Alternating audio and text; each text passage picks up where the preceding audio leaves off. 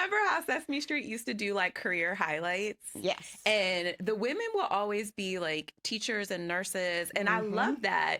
But the men always had like the cool jobs, right? Like they were the firefighters, they were, at NASA, they were doing all this cool stuff. And I never saw women being featured doing that. And around that time when I started, you know, really trying to figure out, not at 5 or 6 I'm figuring out my career, but everyone's asking, oh, what do you want to be when you grow up? I never said like nurse or teacher, and there's nothing wrong with those things, but I wanted to say something cool that most girls didn't say. And around that time my uncle was becoming an engineer. He was, like starting his path, and everything he did just looked so cool to me. And so I started saying I wanted to be an engineer and had zero clue what engineering was. I didn't even know what engineering was when I was stating it in college and starting to apply for scholarships.